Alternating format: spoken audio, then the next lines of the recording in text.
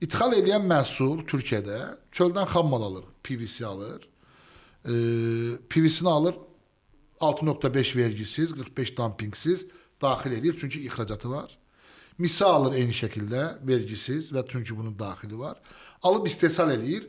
6 ayında devlət və bir ilçəsində onun o rəqəmi ixrac eləmək qaydası qoyub. Əgər ixracat eləməsən, o rəqəm nə qədərdirsə, kalkulyasiya rəqəm nə qədərdirsə, onun ƏDV-sini və vergisini alır. Bizim sahibkarlar daxili rejimi doğru istifadə eləsələr, bizdə var elə bir konsepsiya, amma bunun istifadə qaydaları ciddi tətbiq edilsə, çox ciddi yararlı olar.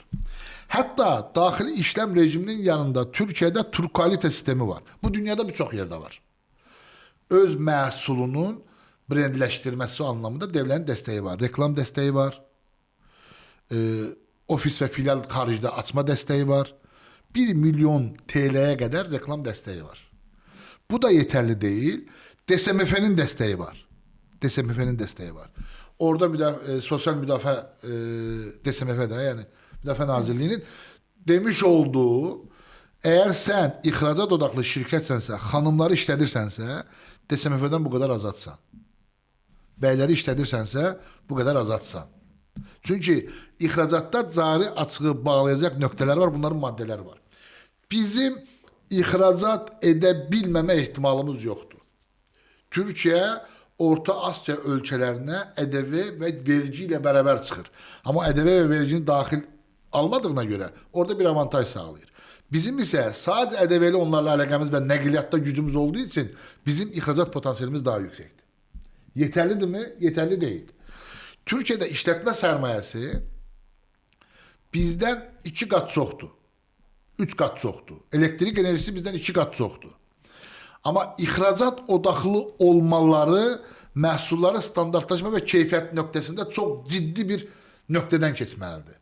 Orta Asiyada, Avropada və digər bölgələrdə Azərbaycanın birbaşa öz brendini ixrac etmənin yanında fason istehsalat etmə ehtimalı da var.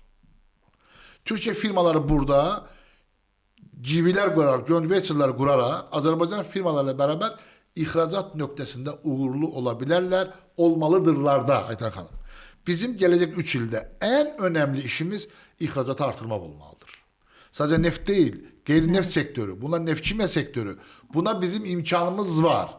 Doğru planlama, doğru strateji ilə bərabər bəlgələndirmə, sahibkara güvən, onları buna məcbur etmə, yurt dışına götürmə, bilavəzə satışı təmin etmə nöqtəsində çalışa bilərik. Bunun rəqəmləri də var.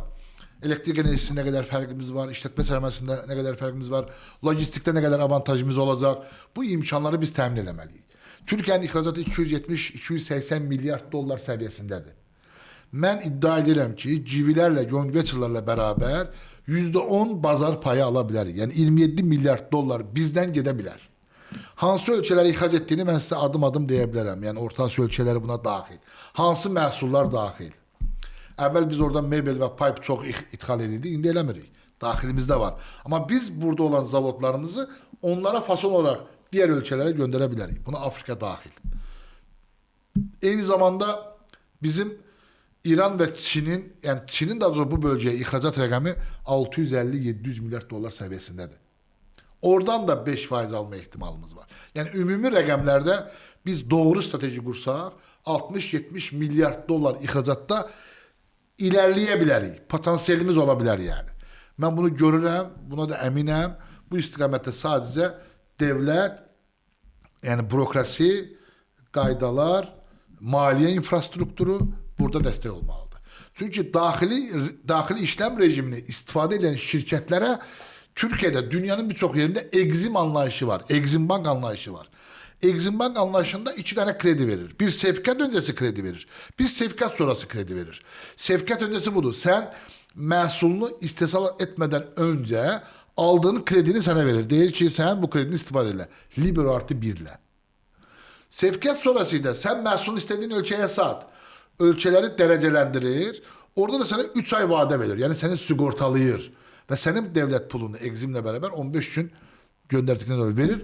Daha sonra o firmadan bunu təmin edir. İhracata arttırmanın yolları var.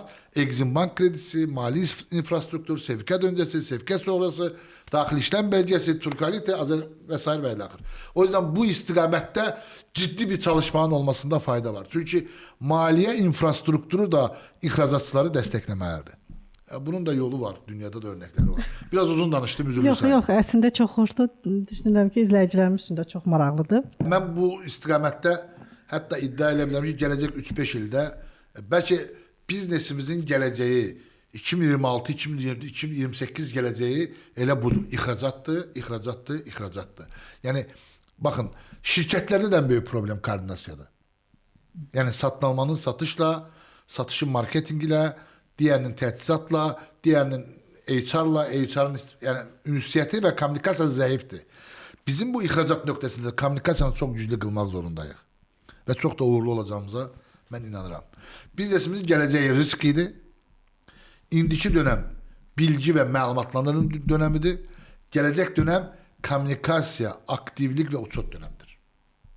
Gələcək dönəm kommunikasiya aktivlik və Uçot. uçot dönəmidir. Onda bunların üzərində indidən Ne deməkdir? Kommunikasiya şirkət daxilində sistemlə elə oturmalıdır ki, kommunikasiya problemi olmasın. Həm yurt dışında, həm yurt içində. Kommunikasiya koordinasiyanın doğru qurulması deməkdir. Bu 100%. Aktivlik müştəri ilə bilavasitə offline və online görüşmək lazımdır. Həm daxili müştəri, həm də xarici müştəri. Uçot üzərindən şirkət idarə edilməlidir. Başqa da bir dönəm yoxdur yəni. yəni sözlərə güvənməyin, rəqəmlərə güvənin. 100%. Bunun başqa da yoxdur.